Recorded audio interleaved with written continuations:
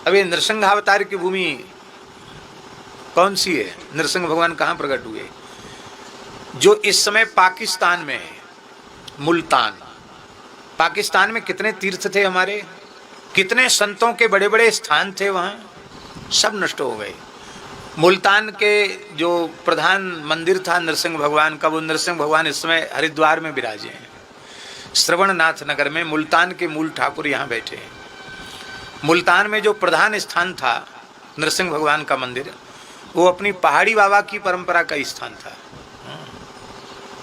महाराज जी के गुरुभाई परंपरा से, वो गुरुभाई ही थे श्री नारायण दास जी महाराज, जो मुल्तान में वहाँ स्थान के नरसिंह मंदिर के महंत थे। भोज भंडारे का तो बड़ा शौक था, जब देखो तब भंडारा, जब देखो तब भंडारा।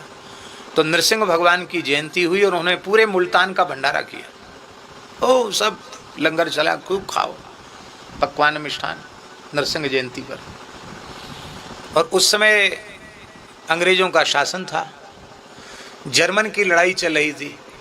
धर्म विरोधियों ने जाकर अंग्रेज अधिकारी, फौज के अधिकारियों से शिकायत कर दी कि आपने तो कानून किया है कि लोग भीड़ भाड़ इकट्ठी नहीं हो सकती। उसमें युद्ध का समय था तो प्रतिबंध लगाया था कि लोग भीड़ भाड़ इकट्ठी ना हो, और यहाँ तो ये बाबा जी हजारों की भीड़ इकट्ठी करके और जलसा कर रहे हैं। फौज का जो बड़ा अधिकारी था, वो फौजों की गाड़ी में, गाड़ियों पे गाड़ियां वहां आ गई, घुड़सवार फौजी आ गए। ये सब क्या हो रहा है? सरकार के आदेश का उल्लंघन।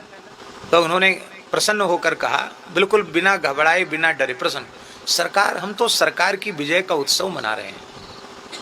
तो जर्मन की लड़ाई अंग्रेजों ने जीती थी, और बड़ा सिद्ध महात्मा है, हमारी विजय का उत्सव यहाँ मना रहा है। अरे बोले, तुरंत उसने हेड उतारा, जूते उतारे, प्रणाम किया।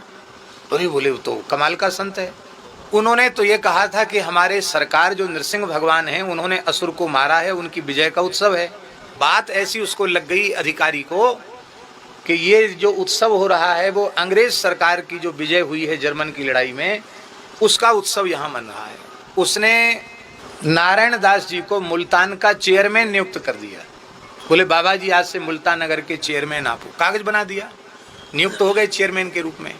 और कागज में लिख दिया कि सरकारी जब भी सहायता आप चाहोगे, बस आप फौज में सूचना देना और आपको सरकारी सहायता दी जाएगी। बड़े चतुर थे वो, उन्होंने देखा कि देश तो स्वतंत्र पीछे होगा, विभाजन पीछे होगा, विभाजन पहले ही हो जाएगा, और जब विभाजन होगा तो ये सब जो है ना तो ठाकुर जी बचेंगे और ना आश्रम में रहने वाले संत बचेंगे।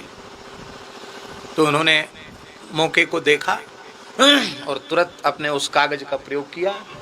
अंग्रेज सरकार के पास गए और उन्होंने कहा कि हम चाहते हैं कि हमको जो भूमि यहाँ मिली हुई है वो हरिद्वार में हमको दे दी जाए, और फौज की गाड़ियों में हमारे भगवान को और हमारे संतों को सुरक्षित वहाँ भिजवा दिया जाए।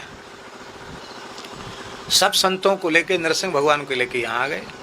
एक भी साधु नहीं मारा गया, और जो संत वहाँ रह गए थे वो